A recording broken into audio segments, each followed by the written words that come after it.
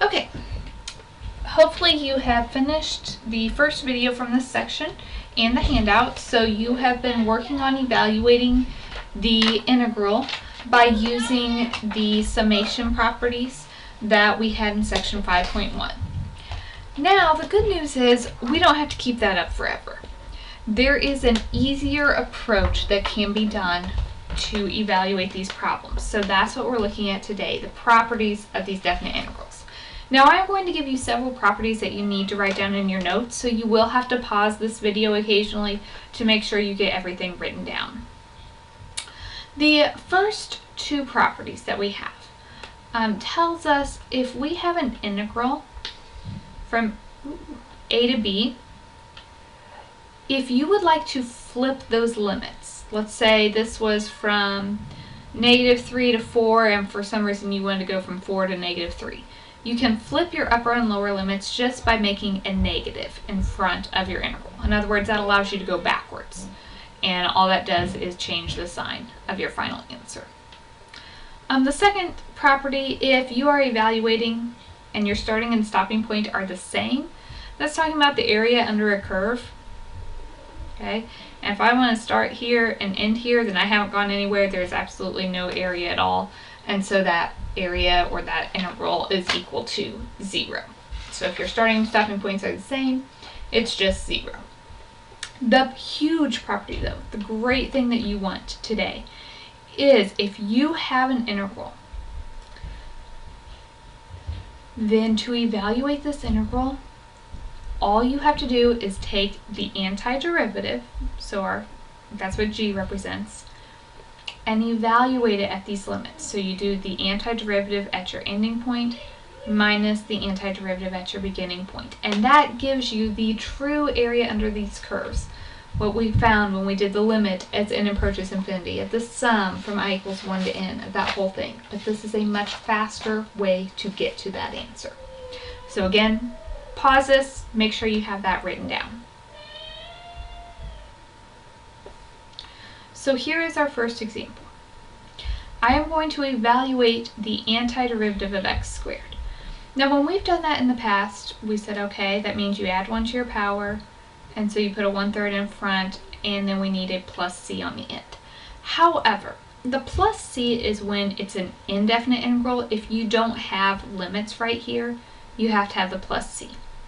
What we're going to do is evaluate this thing at 3 and at 0. And if I evaluate it at 3 and plugged in a 3 here, I would have 1/3 times 3 cubed plus whatever that constant is. And then if you evaluate it at 0, you have 1/3 times 0 cubed plus this constant. And what happens is, if you distribute your negative, these c's are actually going to cancel every single time. So the faster approach, if you have limits, if we have starting and stopping points, you don't have to put the plus c on here. So we're just going to do the 1/3 x cubed. A lot of times you'll see me write a vertical bar at the end from 0 to 3. That just tells me what I need to plug in. If you have a coefficient, you're welcome to write the 1/3 each time, or you could just factor it out. And so then you have to do your 3 cubed minus 0 cubed. So I get 1/3 times 27, which is 9. So if I had went through that whole process like we were doing yesterday, you would have gotten the same answer. This is just a much faster way of getting there. Okay, so we're just practicing a bunch of these today. So if I want the integral from 0 to pi of sine x, you start with the antiderivative of sine. Well, we know that the derivative of cosine is a negative sign, so the antiderivative of sine would be negative cosine. We are going to evaluate this from 0 to pi. So if you want, you could pull out your negative. You're just doing the cosine of pi minus the cosine of 0. So that's back to your unit circle, or evaluating. Cosine of pi is -1. Cosine of 0 is 1. So -1 minus 1 is -2. Throw another negative in front of that. and we get positive 2 for our answer.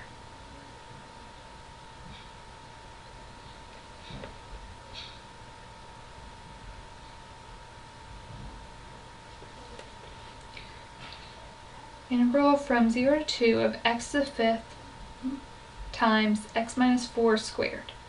Okay, we know that we can't do the antiderivative of a product. We don't have a way to do product rule in reverse.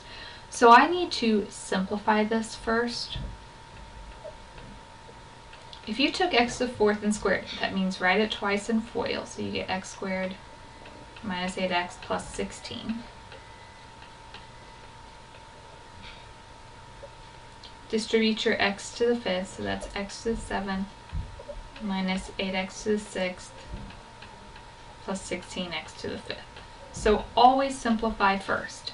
If you had had like x minus 4 squared over x to the 5th, remember we simplified that as well. We divided each term and you would have x to the negative 3 minus 8x to the negative 4 plus 16x to the negative 5. Rewrite it at the beginning so you don't have any products or quotients. So now I do my derivative term by term. So x to the 7th would be 1/8 x to the 8th. Okay, x to the 6th would go to x to the 7th, so you need a 1/7 in front, times my 8 would be 8 over 7. Okay, x to the 5th would go to x to the 6th, so 1/6 in front times 16, so 16 over 6 would be 8 over 3. And I'm evaluating this from 0 to 2.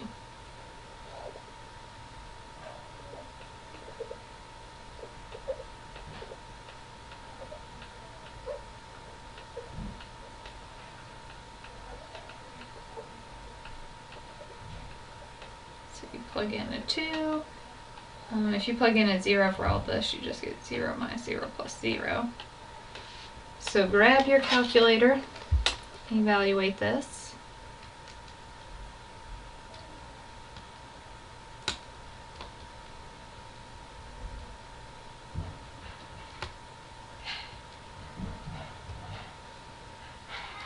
And this one is a bit ugly. You get 1,184 over 21. But much, much faster than trying to do the ends and the summation rules that we were doing before.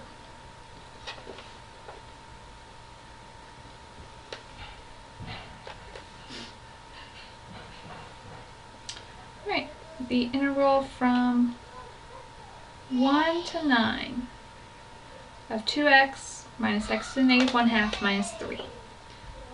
So antiderivative, 2x will go to x squared times a half. 2 times half is just 1. Okay, x to the negative 1/2. If you add 1 to the power, that's a positive 1/2. Put the reciprocal in front, so it gets a 2 in front. Antiderivative of 3 is just a 3x. We're evaluating this from 1 to 9. So if we put in a 9, 9 squared is 81. Minus 2 times the square root of 9, so 6, minus 27. Put in a 1, you get 1, minus 2, minus 3.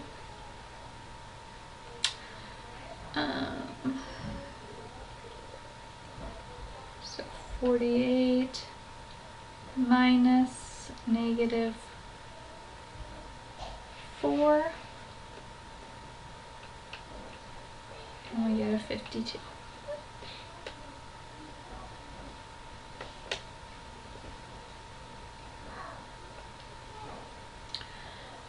Number 12, the integral from 0 to 1 of 2x plus 1 to the 3rd. So a couple options here. You could cube this out, or you could just think about the chain rule in reverse. So when you do the chain rule, the inside stays the same. If we add 1 to the power, that would be a 4. So we'd have to have a 1/4 in front. But the chain rule would also take this times 2. So you also need a 1/2 in front. So this is a 1/8 times 2x plus 1 to the 4th evaluating from 0 to 1.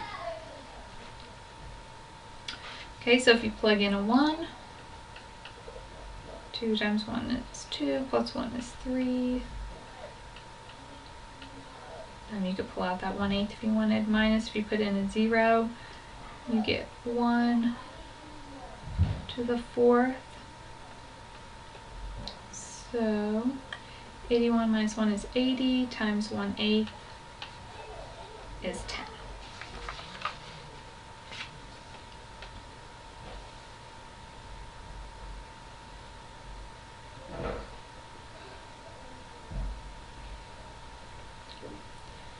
Integral from 0 to pi over 2 of sine 2x dx. So the antiderivative of sine is a negative cosine. If you were doing the derivative of this, you would have to do the chain rule. So you take it times the derivative of the inside, which is a 2. So to cancel that, you need a 1/2. Evaluate from 0 to pi over 2. Again, if you would like, you can just pull that negative 1/2 out. 2 times pi over 2 is pi. 2 times 0 is 0. Cosine of pi is -1. Cosine of 0 is 1.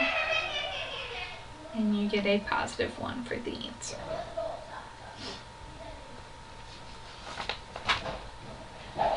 One more like this. So the integral from 1 to 5 of the square root of 3x plus 1 dx. Keep in mind, a square root is like a 1/2 power. We do have to do the chain rule in reverse here, so inside stays the same. Add 1 to the power, so that's 3/2. That means it automatically has a 2/3 in front. Derivative of the inside is 3, so you also need a 1/3. So this is 2/9 times 3x plus 1 to the 3/2. We're evaluating from 1 to 5. Okay, coefficients, I keep telling you, you can just factor that out. So if I put in a 5, 3 times 5 is 15, plus 1 is 16 to the 3/2, minus if you put in 1, 3 plus 1 is 4 to the 3/2. Okay, that means the square root of 16 cubed. So 4 cubed is 64, square root of 4 is 2, cubed is 8. So that would be a 56 times 2 over 9. So 112 over 9.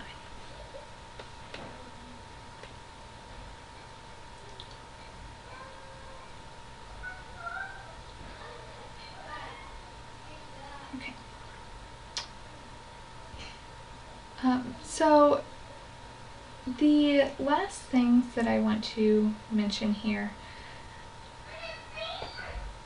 properties of these integrals we've talked about before. I wrote them out. It's up to you if you write this down or not. If you want to write it down, just pause my video here and do so. When you have constants, you are welcome to pull those out, just like we've been doing every time when we evaluate, whether that's with a constant or if the function itself, you can just pull those out. The sum property we've just kind of been using. You just do each piece individually. When we had a polynomial, we integrated each piece individually.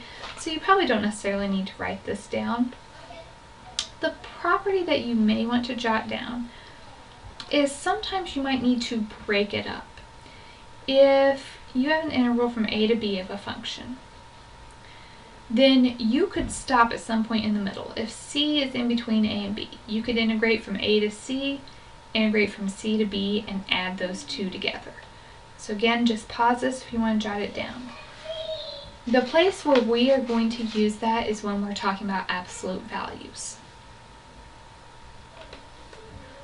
So if I ask you to find the integral from -1 to 3 of 2 absolute value of x dx, you have to break this up because we have to think of this without an absolute value. You break it up at what makes the absolute value 0, which in this case is just 0.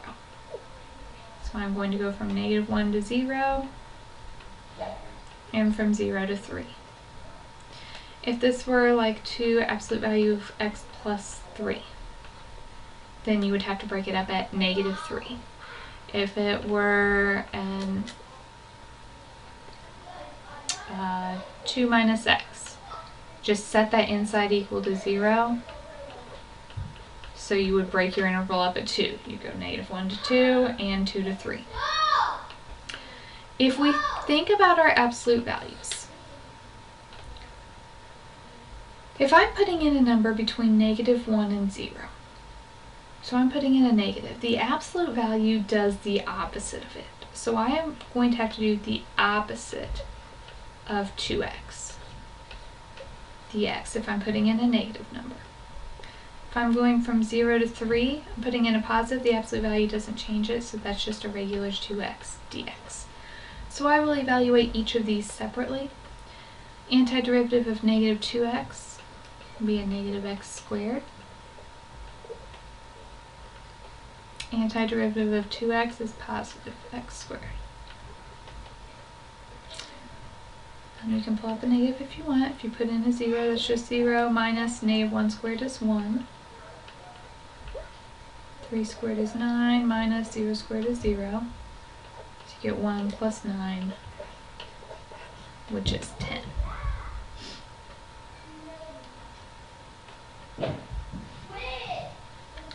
I'll do one more absolute value problem. I think that would be helpful.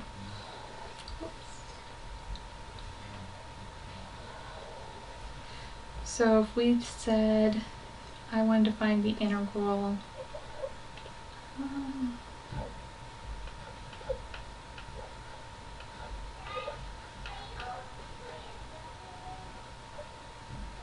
let's say I wanted to integrate from 2 to 10 of the absolute value of x minus 5 dx. So if you set this inside equal to 0, x minus 5 equals 0, that happens at 5. So you're going to integrate from 2 to 5 and from 5 to 10. If you put in a number between 2 and 5, like a 3, 3 minus 5 is negative and the absolute value will do the opposite of that. So that would be the opposite of x minus 5.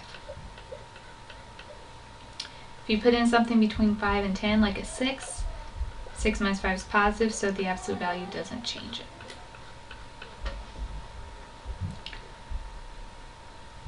Okay, if you would like, you could distribute that and make it a negative x plus 5.